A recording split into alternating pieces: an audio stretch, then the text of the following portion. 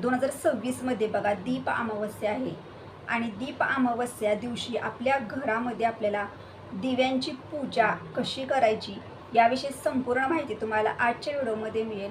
तर तुम्ही हा व्हिडिओ कुठेही स्किप न करता व्हिडिओ शेवटपर्यंत बघा. तुम्ही जर माझ्या चॅनलवर नवीन असाल तर चॅनल लाईक करा, शेअर करा आणि नक्की सबस्क्राईब करा. चला आता व्हिडिओला सुरुवात करूया. सर्व स्वामी सेवेकरांना श्री स्वामी समर्थ. तर तुमचं प्रियालयस या चॅनलमध्ये अगदी मनापासून स्वागत आहे.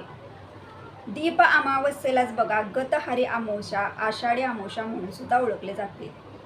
या दिवशी आपण दरवर्षीप्रमाणे बघा दीप अमावस्या दिवशी आपण आपल्या घरामध्ये जे पण दिवे असतात ते दिव्यांची आपण पूजा करत असतो बघा. तर ही पूजा आपण का करत असतो तर आता लवकरच श्रावण महिन्याला सुरुवात होणार आहे आणि श्रावण महिन्याचं स्वागत म्हणून सुद्धा आपण दीप अमावस्या साजरी करतो, कारण या दीप अमावस्येनंतरच श्रावण महिन्याला सुरुवात होत असते. तर ही जी आपण दिव्यांची पूजा करतो ती का करत असतो तर बघा आपल्या आयुष्यामध्ये खूप अशा अडचणी असतात, संकटे असतात, समस्या असतात आणि आपल्या आयुष्यामधील अंधार दूर होऊन आपल्या आयुष्यामध्ये प्रकाश यावा अशी आपण दिवा प्रज्वलित करून प्रार्थना करायची असते. यासाठी आपण आपल्या घरामध्ये अगदी साधी सोपी तुम्हाला दीप अमावस्या दिवशी दिव्यांची पूजा करायची आहे. तर ही पूजा करायची आहे, तुम्हाला दिव्यांची आरती करायची आहे, त्या दिवशी दिव्यांजवळ आपल्याला प्रार्थना सुद्धा करायची आहे बघा आणि मंत्र सुद्धा म्हणायचे आहेत. तर या संपूर्ण विषय माहिती मी तुम्हाला देते. तर दीप अमावस्या कधी आहे आणि कधी आपल्याला दिव्यांची पूजा करायची आहे तर अमावस्याला प्रारंभ ना 11 ऑक्टोबर 2026 या दिवशी मंगळवार आहे. तर मंगळवारी रात्री ना 1 वाजता अमावस्याला सुरुवात होते, म्हणजे अमावस्या लागते. ही अमावस्या बुधवारी म्हणजेच 12 ऑक्टोबर 2026 या दिवशी संध्याकाळी रात्री 11 वाजता अमावस्या समाप्ती होत आहे. म्हणजेच काय तर 12 ऑक्टोबरचा जो दिवस बुधवारचा जो पूर्ण दिवस आहे ना हा दिवस अमावस्येचा आहे बघा. तर ह्या दिवशी तुम्हाला पूजा घरामध्ये करायची आहे. तर ह्या दिवशी तुमच्या घरामध्ये तुम्हाला पूजा करायची आहे बघा. तर आता पहिल्यांदा सांगते की काय करायचं आहे नक्की. तर बघा दीप अमावस्या दिवशी सकाळी लवकर उठायचं. लवकर उठल्यानंतर अमावस्या आहे बघा, आवर्जून काही महत्त्वाची कामं महिलांनी घरामध्ये आवर्जून करा. आपल्या घरामध्ये ना साफसफाई थोडी आपल्याला करायची आहे. घरामध्ये आपल्याला पाण्यामध्ये थोडीशी मीठ आणि हळद टाकायचे आणि हे ना आपल्याला फरशी पुसायची अमावस्या दिवशी. त्यानंतर स्नान वगैरे करायचं आहे. आंघोळ वगैरे झाल्यानंतर आवर्जून ह्या दिवशी न चुकता उंबरट्याला हळदीचं लेपन करायचं आहे. उंबरट्याची पूजा तुम्हाला करायची अमावस्ये दिवशी सकाळी. उंबरटा पूजन झाल्यानंतर आपल्याला सूर्यदेवांना सुद्धा जल अर्पण करायचं आहे, आवर्जून ह्या दिवशी करायचं आहे.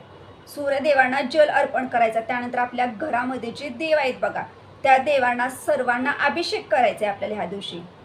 सर्व देवांना व्यवस्थित पूजा करायची. स्वामींची मूर्ती असेल तर मूर्तीला अभिषेक करायचा, फोटो असेल तर फोटो स्वच्छ पाण्याने पुसायचा. सर्व देवांना व्यवस्थित अभिषेक करून सर्व देवांची पूजा देवघरामध्ये करून घ्यायची. ही सकाळची पूजा झाली तुमची.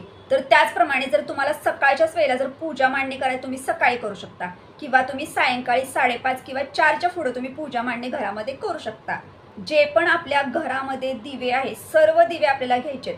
तुमच्या घरामध्ये जेवढे दिवे आहेत बघा, तुम्हाला सांगते तुम्ही जे दिवे वापरत नाही किंवा यूज करत नाही पण ते दिवे तुम्ही साईडला कुठंतरी ठेवून दिल्यात तरी सुद्धा ते दिवे तुम्हाला घ्यायचे आहेत. घरामध्ये बघायचं आहे की तुम्ही कोणत्या जागेला कुठे दिवे आहेत का, कारण ह्या दिवशी ना असं नाही की ह्या दिवशी आपण जेवढे वापरत असतो दिवे त्याच दिव्यांची पूजा करायचं आहे. तर ह्या दिवशी आपल्या घरामध्ये जेवढे दिवे आहेत बघा, जे दिवे आपण वापरत नाही, जे दिवे जुने आहेत म्हणून आपण काही साईडला ठेवलेले आहेत तरी सुद्धा ते दिवे तुम्हाला ह्या दिवशी घ्यायचेच आहेत. सर्व दिवे घरामधले सगळे दिवे तुम्हाला घ्यायचे आहेत, एकत्र करायचे आहेत. हे दिवे तुम्हाला एकदम साफ करायचे आहेत, व्यवस्थित स्वच्छ धुवायचे आहेत, चांगले व्यवस्थित पितांबरीनं वगैरे स्वच्छ करून घ्यायचे आहेत, व्यवस्थित पुसून वगैरे दिवे सगळे घ्यायचे आहेत बघा. सर्व दिवे आपल्याला घ्यायचे आहेत बघा. आणि त्यानंतर काय करायचं, आपल्या देवघराच्या साईडलाच आपल्याला एक चौरंग घ्यायचं आहे आणि पूजा मांडणी करायची आहे. चौरंगावरती तुम्ही लाल रंगाचं तुम्हाला वस्त्र अंथरायचं आहे. देवघराच्या साईडला तुम्ही एखादा चौरंग ठेवा तिथेच किंवा पाट असेल तर पाटावरती केलं तरी सुद्धा चालेल. वस्त्र अंथरायचं आणि त्यानंतर काय करायचं तर प्रत्येक वस्त्रावर समजा तुमच्या घरामध्ये 5 दिवे आहेत किंवा 6 दिवे आहेत किंवा 7 दिवे आहेत, ते सगळे दिवे तुम्ही घेतलेले आहेत. त्या दिव्यांप्रमाणे प्रत्येक दिव्यांच्या खाली तुम्हाला अक्षता ठेवायच्यात आणि त्यानंतरच तो दिवा तुम्हाला त्याच्यावरती ठेवून द्यायचा आहे. असंच वस्त्रावरती उचलून दिवा आपल्याला ठेवायचा नाही. तुम्हाला आधी वस्त्रावरती थोड्याशा अक्षता ठेवायच्या आहेत. त्याच्यावरती तुम्हाला एक दिवा ठेवायचा आहे. दुसऱ्या साईडला तुम्हाला थोड्याशा अक्षता ठेवायच्या आहेत. त्याच्यावरती तुम्हाला तो दिवा दुसरा उचलून ठेवायचा. दुसऱ्या साईडला थोड्याशा अक्षर ठेवायचे, त्याच्यावरती एक दिवा उचलून ठेवायचे. असं तुम्हाला सर्वत्र अक्षर ठेवायचे थोड्या, त्याच्यावरतीच दिवा ठेवायचा. दिवा सर्व ठेवून द्यायचा आहे बघा. त्यानंतर आपल्या घरामध्ये जो कापूस असतो ना, त्या कापसाच्या 2 वाती करायच्या आहेत. 2 वाती करूनच आपल्याला दिवा लावायचा आहे बघा. 2 वात, एका कापसाच्या 2 वाती करायच्या आणि 2 वातींची वात करायची आपल्याला, आणि ती प्रत्येक दिव्यांमध्ये ठेवायची. प्रत्येक दिव्यांमध्ये ठेवल्यानंतर तुम्हाला ह्या दिवशी ना आवर्जून एक तरी दिवा ना तुपाचा नक्कीच तुमच्या घरामध्ये लावा. जे बाकीचे दिवे आहेत ना, त्या दिव्यांमध्ये तुम्ही तेल वापरू शकता, पण एखादं छोटंसं निरंजन बघा साईडला, म्हणजे त्याच ठिकाणी तुम्हाला तुपाचं लावायचं आहे. शुद्ध गाईच्या तुपाचा एक दिवा आपल्या घरामध्ये आवर्जून त्या दिवशी लावायचा आहे. बाकीचे दिवे तुम्ही तेलाचे लावू शकता. त्याचप्रमाणे काय करायचं, तर आता आपल्या घरामध्ये पूजा करायची आहे, म्हणजे आपल्याला पूजामध्ये फुलं लागणार आहेत. तुम्हाला तुमच्या घरामध्ये कोणती पण फुलं असू दे, जास्वंदीचं असू दे, मोगऱ्याचं असू दे, तुम्हाला जी फुलं मिळतील ना, ती फुलं तुम्हाला त्या दिवशी आवर्जून घ्यायची आहेत बघा. त्यानंतर आता दिवे वगैरे ठेवून दिले तुम्ही, त्या साईडलाच तुम्हाला चौरंगाच्या साईडला छोटीशी रांगोळी वगैरे काढून घ्यायची आहे. आणि ह्या दिवशी आपल्याला दिव्यांची पूजा करायची आहे. पहिल्यांदा दिवा आपल्याला प्रज्वलित करायचा आहे आणि त्यानंतर आपल्याला दिव्याला काही वस्तू अर्पण करायच्यात. तर आता पहिल्यांदा सांगते की दिवा तुम्ही प्रज्वलित करणार त्यावेळेला दिव्याची जी ज्योत आहे ना, ती ज्योत ना पूर्व दिशेला किंवा उत्तर दिशेला व्हावी, अशा पद्धतीनेच तुम्हाला पूजा मांडणी करायची आणि अशा पद्धतीनेच तुम्हाला दिव्याची जी ज्योत आहे ना, ती ज्योत लावायची बघा. दिव्यांची ही जी ज्योत आहे ती दक्षिण दिशेला येणार नाही, ह्याची काळजी घ्या. आणि त्यानंतर तुम्ही पूजा मांडणी त्या ठिकाणी करा आणि व्यवस्थित दिवा वगैरे लावा.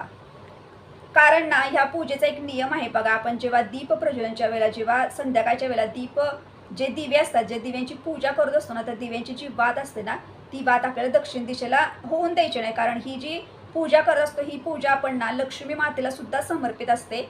यासाठी आपल्याला ही पूजा देवघराची तर आपण करत असतो बघा. यासाठी सांगते की ह्या गोष्टींची थोडी काळजी घ्या.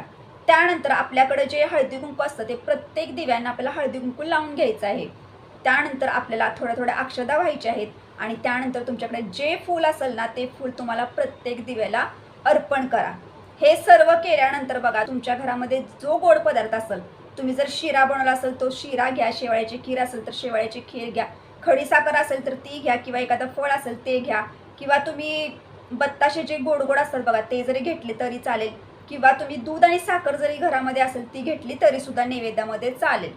एका वाटीमध्ये घ्यायचं, पाणी घ्यायचं आणि व्यवस्थित आपल्याला सर्व दिव्यांना ना नैवेद्य अर्पण करून घ्यायचं आहे. दिव्यांना नैवेद्य अर्पण करायचा. दिवा धूप आरती सर्व घरामध्ये लावायची. देवाजवळ दिवा लावायचा, देवाजवळ धूप अगरबत्ती लावायची, घंटानाद करायच्या, पूजा करून घ्यायची आणि त्यानंतर दिव्यांना नमस्कार करायचा आणि दिव्यांजवळ एक छोटीशी प्रार्थना करायची. ही प्रार्थना तुम्हाला आवर्जून करायची आहे बघा. दिव्यांजवळ कोणती प्रार्थना करायची, तर दिव्यांना सांगायचं आहे की मी आज घरामध्ये तुमची पूजा केलेली आहे, अगदी मनापासून पूजा केलेली आहे. आमच्या घरामध्ये सुख समृद्धी येऊ दे, घरामध्ये शांतता निर्माण व्हावी, घरामध्ये सकारात्मकता यावी आणि तुमचा आशीर्वाद कायम कुटुंबावरती राहावा. माझ्या आयुष्यामध्ये जे पण दुःख आहे, जी पण अडचण आहे, जे पण संकट आहे, ते सर्व दूर व्हावं. आमच्या प्रत्येकाच्या आयुष्यामधील अंधार दूर व्हावा आणि आयुष्यामध्ये प्रकाश यावा, अशी आपल्याला दिव्यांजवळ अगदी मनापासून श्रद्धेनं प्रार्थना करायची आहे. ही प्रार्थना तुम्हाला चुकवायची नाही. त्यानंतर दिव्यांजवळ अजून एक आपल्याला प्रार्थना करायची आहे बघा. शुभम करोती कल्याणम, ही जी प्रार्थना दिव्यांची आहे बघा, ही प्रार्थना सुद्धा आवर्जून त्या दिवशी आपल्याला दिव्यांजवळ करायची आहे. प्रार्थना झाल्यानंतर तुम्ही संध्याकाळच्या वेळेला बघा दिव्यांची आरती करू शकता. आता दिव्यांची आरती कोणती करू शकता, तुम्हाला जर दिव्यांची आरती येत असेल तर करा, नसेल तर तुम्ही गुगलवरून घेऊन सुद्धा दिव्यांची आरती करू शकता. पण साधी सोपी जर तुम्हाला आरती करायची असेल ना, तर तुम्ही गणपतीची आरती करू शकता. तुम्हाला ज्या आरत्या येतात ना, त्या सर्व आरत्या तुम्ही करू शकता त्या दिवशी. आरती वगैरे झाल्यानंतर तुम्हाला मनोभावे नमस्कार करायचा आहे बघा आणि त्यानंतर आपल्याला त्याच ठिकाणी बसून काही अशा महत्त्वाच्या सेवा करायच्या आहेत. तुम्हाला मगाशी पण सांगितले की हा दिवस जो असतो, जो दिव्यांची पूजा आपण देवघराची तर करतो बघा. तुम्हाला सर्वांना माहिती आहे की आपल्या आपण जे पण काम घेतो हाती किंवा आपल्या घरामध्ये आपण जे पण महत्त्वाचं काम करत असतो, त्यावेळेला आपण पहिल्यांदा ना दिव्यांची पूजा करूनच त्या कामाला सुरुवात करतो बघा. तुम्हाला एक सांगते की माता लक्ष्मीचा कृपाआशीर्वाद मिळवण्यासाठी सुद्धा हा दिवस खूप महत्त्वाचा असतो. यासाठी आपल्या घरामध्ये आपल्याला सेवा करायच्या आहेत. आपल्या घरामध्ये आपल्या कुलदेवतेच्या सुद्धा सेवा करायच्या आणि माता लक्ष्मीच्या सुद्धा सेवा करायच्या. तुम्हाला त्याच ठिकाणी ना एक वेळा महालक्ष्मी अष्टकम आवर्जून पठण करायचं आहे संध्याकाळी 3 दिवसांच्या वेळेला. एक वेळेला श्री सुक्ताचं पठण करायचं तुम्हाला, एक वेळेला नाही 16 वेळेला लक्ष्मी गायत्री मंत्राचं पठण करायचं आहे. त्यानंतर कुबेर गायत्री मंत्राचं तुम्हाला 16 वेळा पठण करायचं आणि त्यानंतर आपल्या घरामध्ये आपल्याला एक माळ आवर्जून तुम्हाला नवार्ण मंत्राची करायचीच आहे. नवार्ण मंत्र आपल्या कुलदेवतेचा मंत्र आवर्जून घरामध्ये करा. या सेवा तुम्ही जास्तीत जास्त करण्याचा प्रयत्न करा. ह्या सेवांपैकी तुम्हाला ज्या सेवा शक्य होतील त्या सेवा आवर्जून करा. वेळ जास्त लागणार नाही, पण तुम्हाला एक सांगते की तुम्ही ह्या दिवशी ना महालक्ष्मी अष्टकम एक वेळेला आणि आपला नवार्ण मंत्र म्हणजे कुलदेवतेचा, हे दोन्ही जे मी तुम्हाला सांगते ते आवर्जून पठण करा आणि श्रीसुक्त पठण करा. जशा सेवा शक्य होतील तशा सेवा करा, पण ह्या सेवा आवर्जून करा. सेवा खूप महत्त्वाच्या असतात बघा. तुम्ही अशी अगदी साधी सोपी घरामध्ये दिव्यांची पूजा सेवा करू शकता. जास्त काही सुद्धा आपल्याला सजावट किंवा जास्त काही प्रमाणात खर्च वगैरे करायचा नाही. अगदी मनोभावेच पूजा करा. कारण कसं असतं, आपण जेवढं करतो ना त्यापेक्षा आपण किती मनापासून करतो, किती श्रद्धेनं करतो, किती मनामध्ये आपल्या श्रद्धा आहे, किती करण्याची हे सगळं इच्छा आहे बघा, हे खूप महत्त्वाचं असतं. मला एका नियमाचं सुद्धा आवर्जून पालन करायचं आहे बघा. तुम्ही तुमच्या घरामध्ये दिव्यांची पूजा करणार आहात. तुम्हाला ह्या दिवशी ना आषाढी अमावस्या आहे आणि आषाढ महिना समाप्त होत आहे. त्याचप्रमाणे बघा गतहारी अमावस्या सुद्धा असते. यासाठी काही भागामध्ये बघा जास्त करून ह्या दिवशी मांसाहारी पदार्थ खाल्ले जातात. पण जी व्यक्ती दिव्यांची पूजा करणार आहे बघा त्या व्यक्तीनं आवर्जून हा नियम पाळायचा आहे की तुम्ही घरामध्ये तुमच्या किती जरी मांसाहारी पदार्थ जरी दुसऱ्यांनी बनवले तरी सुद्धा स्वतः तुम्ही मांसाहारी पदार्थ त्या दिवशी खायचे नाहीत. मांसाहारी करून आपल्याला दिव्यांची पूजा करायची नाही. हा कडकडीत नियम आहे. हा नियम पाळायचाच आहे तुम्ही. किंवा तुम्ही पूजा सकाळी करून घेऊ शकता, पण शक्य होईल तेवढं ना या दिवशी मांसाहारी करू नका. कारण ही अमावस्या जी असते बघा ती माता लक्ष्मीला प्रसन्न करण्यासाठी असते, पितरांचा आशीर्वाद मिळवण्यासाठी सुद्धा असते. आणि अमावस्या दिवशी आपण मांसाहारी शक्यतो करतच. मला आजच्या व्हिडिओमार्फत दीप अमावस्या दिवशी आपल्याला दिव्यांची पूजा कशी घरामध्ये करायची, कोणते मंत्र पठण करायचे, या संपूर्ण विषयी माहिती दिली. तुम्हाला जर आजचा व्हिडिओ जर आवडला असेल तर लाईक करा, शेअर करा आणि नक्की सबस्क्राईब करा. भेटू आता नेक्स्ट व्हिडिओमध्ये. सर्व स्वामी सेवेकरांना श्री स्वामी समर्थ.